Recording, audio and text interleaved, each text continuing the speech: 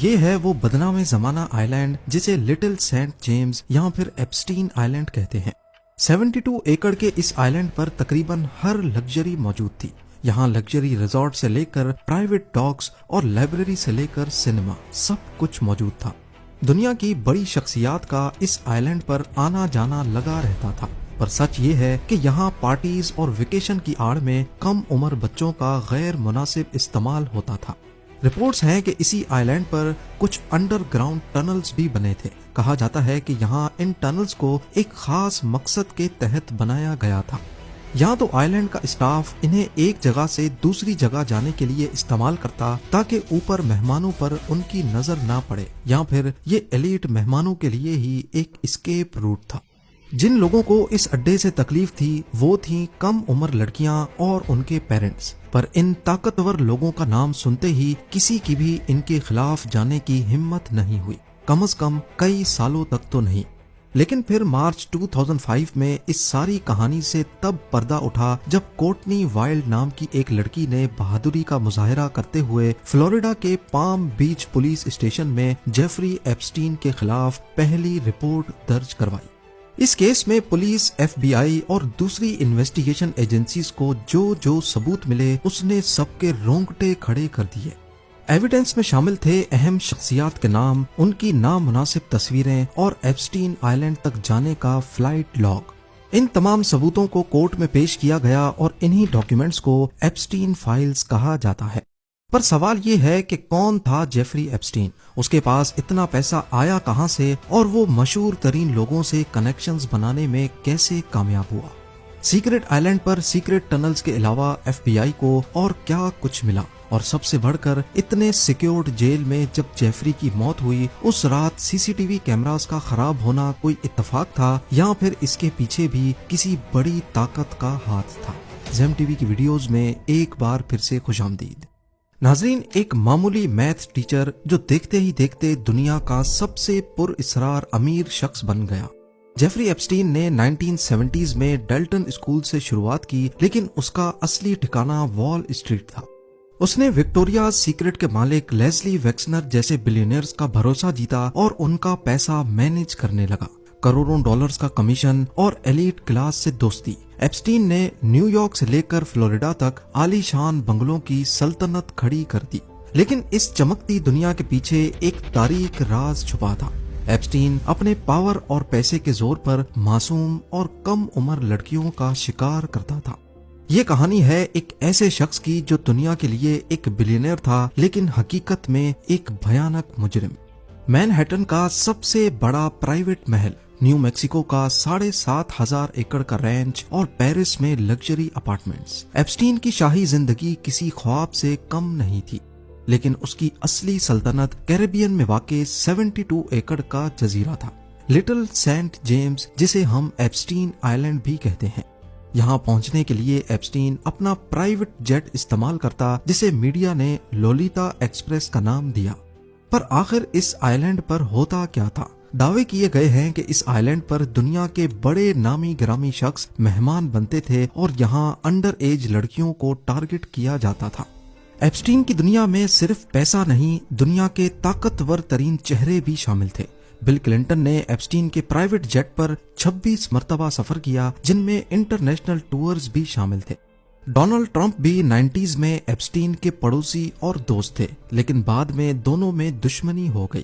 Trump نے دعویٰ کیا کہ انہوں نے ہمیشہ ایپسٹین کے آئی لینڈ جانے سے انکار کیا تھا، لیکن سب سے بڑا جھٹکا برٹش رائل فیملی کو لگا۔ پرنس اینڈریو پر الزام تھا کہ انہوں نے 17 سال کی ورجینیا جوفری کو ایپسٹین کے کہنے پر ابیوز کیا۔ ورجینیا کی پرنس اینڈریو کے ساتھ وہ مشہور تصویر دنیا بھر میں وائرل بھی ہوئی۔ اس کا انجام یہ ہوا کہ پرنس اینڈریو کو اپنی رائل ڈیوٹیز چھوڑنی پڑ گئیں، $16 ملین کا سیٹلمنٹ کرنا پڑا اور اکتوبر 2025 میں ان سے پرنس کا لقب بھی چھین لیا گیا۔ بل گیٹ سے لے کر ہالی ووڈ اسٹارز تک ہر کوئی ایپسٹین کے سوشل سرکل میں تھا۔ ایف بی آئی کو ایپسٹین کے گھر سے ڈھیروں سی ڈیز اور فوٹوز ملی، جس سے یہ بھیانک شک پیدا ہوا کہ وہ ان بڑے لوگوں کو بلیک میل کرتا تھا۔ حالانکہ قانون کو اب تک کوئی کلائنٹ لسٹ نہیں ملی، لیکن ایپسٹین کے یہ تعلقات آج بھی دنیا کے لیے ایک الجھی ہوئی پہیلی ہے۔ ایپسٹین کے گناہوں کا بھانڈا سب سے پہلے 2005 میں پھوٹا جب فلوریڈا کی کورٹنی وائلڈ نامی لڑکی نے ہمت دکھائی اور پام بیچ پولیس کو ایپسٹین کے خلاف بیان دیے۔ پولیس انویسٹیگیشن نے دنیا کو ہلا کر رکھ دیا۔ پتا چلا کہ ایپسٹین ایک دو نہیں بلکہ درجنوں انڈر ایج لڑکیوں کا شکار کر رہا تھا، اور یہیں سے شروع ہوتا ہے دنیا کی جوڈیشل تاریخ کا سب سے بڑا مذاق۔ 2008 میں جب ایپسٹین کو عمر بھر کے لیے جیل جانا چاہیے تھا، تب ایک سیکرٹ ڈیل تیار کی گئی۔ یو ایس اٹارنی الیگزینڈر ایکوسٹا اور ایپسٹین کے مہنگے وکیلوں نے مل کر وکٹمز کو اندھیرے میں رکھا اور ایک ایسا سمجھوتا کیا جس نے ایپسٹین کو بچا لیا۔ نتیجہ ایپسٹین کو صرف 18 مہینے کی سزا ہوئی، اور حیرت کی بات یہ کہ اسے جیل میں بھی VIP ٹریٹمنٹ ملا۔ وہ دن بھر اپنے آفس میں کام کرتا اور رات کو صرف سونے جیل جاتا تھا۔ صرف 13 مہینوں کے بعد وہ پوری طرح آزاد ہو گیا۔ اس ڈیل نے نہ صرف ایپسٹین کو بلکہ اس کے طاقتور ساتھیوں کو بھی بچا لیا، جن کا نام اب بھی ایپسٹین فائلز میں دبا ہے۔ لیکن یہاں پر ایپسٹین نے ایک غلطی کر دی۔ اس کا گھمنڈ اور اپنے پر بھروسہ ہی اسے لے ڈوبا۔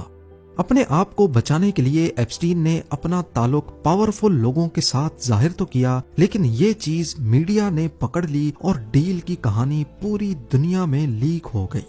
اس نے سمجھا تھا کہ پیسوں کی طاقت سے وکٹمز کو یعنی ان لڑکیوں کو خرید لے گا، پر یہ اس کی سب سے بڑی غلط فہمی تھی۔ کورٹنی وائلڈ کے اسٹینڈ لینے کے بعد اور بھی کافی لڑکیوں کو ہمت ہوئی اور ان سب نے ایپسٹین کے خلاف ایک اسٹینڈ لیا۔ انہوں نے 2008 کی اس ڈیل کو کورٹ میں چیلنج کرنا شروع کر دیا۔ جولائی 2009 میں ایپسٹین کی ایک وکٹم ورجینیا جیفری نے سول لا سوٹ فائل کیا، جس میں اس نے کہا کہ ایپسٹین اور گھیلین میکسویل نے اسے مشہور لوگوں کے ساتھ غلط کام کرنے پر مجبور کیا۔ یہاں آپ کو بتاتا چلوں کہ گھیلین میکسویل ایپسٹین کی گرل فرینڈ تھی، جس کا اس جرم میں بہت بڑا کردار تھا۔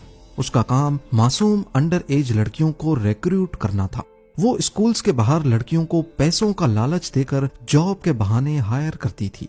2010 کے بعد سے ہی تھوڑی بہت خبریں نکلنا شروع ہو گئیں کہ ایپسٹین نے کیسے فلوریڈا میں اپنے لیے سزا خریدی تھی۔ 2011 میں ڈیلی میل نے جیفری کا انٹرویو چھاپ دیا، جس میں پرنس اینڈریو کا ذکر تھا، جس سے شہزادی کی مصیبتیں شروع ہو گئیں۔ پھر 2015 میں امریکن میڈیا میں بھی یہ سوال اٹھنے لگے کہ آخر ایپسٹین کو اتنی رعایت کیوں ملی تھی۔ سالوں کی خاموشی کے بعد 2018 میں ایک بڑا دھماکہ ہوا۔ جرنلسٹ جولی کے براؤن نے اپنی رپورٹ پرورژن آف جسٹس میں فاش کیا کہ کیسے سسٹم نے مل کر ایک مجرم کو بچایا تھا۔ اس رپورٹ نے امریکہ میں جیسے آگ سی لگا دی۔ اس رپورٹ کے چلتے 6 جولائی 2019 کو جیفری ایپسٹین کو دوبارہ گرفتار کر لیا گیا۔ اس بار کوئی سیکرٹ ڈیل کام نہ آئی۔ عدالت نے اسے بیل دینے سے انکار کر دیا، اور اس پوائنٹ پر دنیا کے طاقتور لوگ ڈر رہے تھے کہ ایپسٹین اب ایک ایک کر کے سب کے نام اگلے گا۔ لیکن ٹرائل شروع ہونے سے پہلے ہی دنیا کو ہلا دینے والی خبر آئی۔ 10 اگست 2019 کی صبح نیو یارک کی سب سے محفوظ جیل میں ایپسٹین کی لاش ملی۔ Jeffrey Epstein.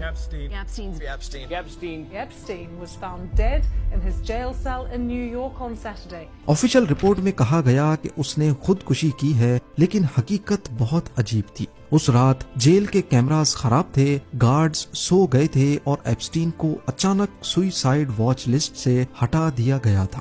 اب امریکہ کی گلیوں میں ایک ہی نعرہ گونجنے لگا کہ ایپسٹین نے خودکشی نہیں کی تھی۔ لوگوں کا ماننا ہے کہ اسے خاموش کروایا گیا تاکہ دنیا کے بڑے ناموں کے راز ہمیشہ کے لیے دفن ہو جائیں۔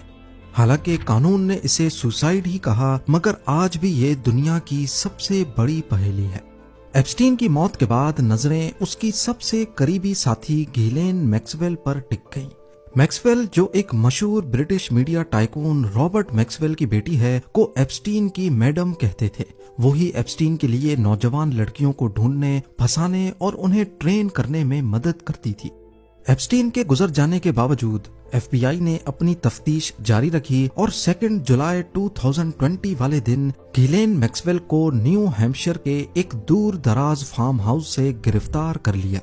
जेफरी एप्स्टीन तो मौत की शक्ल में सजा से बच निकला, लेकिन उसकी सबसे बड़ी साथी गिलेन मैक्सवेल कानून के शिकंजे से ना बच सकी। नवंबर 2021 में न्यूयॉर्क की अदालत में विक्टिम्स के दिल दहला देने वाले बयानात ने दुनिया को रुला दिया। पता चला कि मैक्सवेल सिर्फ एक साथी नहीं बल्कि इस पूरे ट्रैफिकिंग नेटवर्क की मास्टरमाइंड थी, जो मासूम बच्चों को एप्स्टीन के लिए तलाश करती थी। जून 2022 में अदालत ने मैक्सवेल को 20 साल कैद की सजा सुनाई। जज ने साफ साफ कहा, ये बच्चों पर जुल्म की सजा है। मैक्सवेल आज फ्लोरिडा की एक जेल में अपनी सजा काट रही है। एप्स्टीन के मरने के बाद उसकी दौलत से विक्टिम्स के लिए एक फंड बनाया गया, जिससे अब तक 150 से ज्यादा सर्वाइवर्स को $121 मिलियन तकसीम किए जा चुके हैं। एप्स्टीन तो मर गया, लेकिन उसकी फाइल्स ने 2025 में दुनिया की सियासत में आग लगा दी। जनवरी 2024 में एप्स्टीन फाइल्स को पब्लिक करने का सिलसिला जनवरी 2025 में डोनाल्ड ट्रंप के दोबारा सदर बनते ही एक नया मोड़ इख्तियार कर गया। ट्रंप ने कैंपेन में वादा किया था कि वो एप्स्टीन की फाइल्स रिलीज कर देंगे। नतीजा ये निकला कि फरवरी 2025 में अटॉर्नी जनरल पाम बोंडी ने दावा किया कि क्लाइंट लिस्ट उनकी डेस्क पर रखी है, लेकिन जब पहला फेज रिलीज हुआ तो आवाम ने इसे मजाक करार दिया, क्योंकि उसमें कुछ नया नहीं था। लेकिन असली धमाका नवंबर 2025 में हुआ। अमेरिका की दोनों बड़ी पॉलिटिकल पार्टीज ने मिलकर एप्स्टीन फाइल्स ट्रांसपेरेंसी एक्ट पास किया, जिसने गवर्नमेंट को 19 दिसंबर 2025 तक की डेडलाइन दी कि अब इस डेडलाइन से पहले पहले फाइल्स रिलीज करनी है। दिसंबर 2025 में गिलेन मैक्सवेल की कुछ ईमेल्स पब्लिक हुई, जिसमें वो कोड नेम का इस्तेमाल कर रही थी। वो कोड नेम था द इनविजिबल मैन। इन्वेस्टिगेशन में साबित हुआ कि ये कोई और नहीं, प्रिंस एंड्रयू थे, जो कोड नेम के पीछे छुपकर लड़कियों की तलाश में थे। 20,000 पेजेस की ईमेल में एप्स्टीन का एक पुराना दावा सामने आया कि ट्रंप लड़कियों के बारे में पहले भी जानता था। व्हाइट हाउस ने इसे एप्स्टीन का झूठ कहा, लेकिन नए रिकॉर्ड्स ने साबित किया कि ट्रंप ने पहले से कहीं ज्यादा मर्तबा एप्स्टीन के जेट पर सफर किया था। 19 दिसंबर 2025 की डेडलाइन गुजरी तो 30,000 पेजेस का नया डाटा रिलीज हो गया, लेकिन अभी भी 1 मिलियन से ज्यादा पेजेस बाकी हैं। अदालत और हुकूमत के दरमियान एक जंग छिड़ी हुई है। कुछ लोग सच सामने लाना चाहते हैं और कुछ अब भी विक्टिम प्राइवेसी के पीछे छुपकर बड़े नामों को बचा रहे हैं। आज जेफरी एप्स्टीन इस दुनिया में नहीं, लेकिन उसके गुनाहों का साया दुनिया के ताकतवर तरीन लोगों पर अब भी मंडला रहा है। प्रिंस एंड्रयू अपनी इज्जत और रुतबा गवा चुके हैं, गिलेन मैक्सवेल जेल की सलाखों के पीछे है और दुनिया भर के बिलियनेयर्स आज भी एप्स्टीन के साथ अपनी दोस्ती की सफाइयां दे रहे हैं। 2005 में एक बच्ची की खामोश आवाज से शुरू होने वाला ये सफर आज दुनिया का सबसे बड़ा करप्शन स्कैंडल बन चुका है।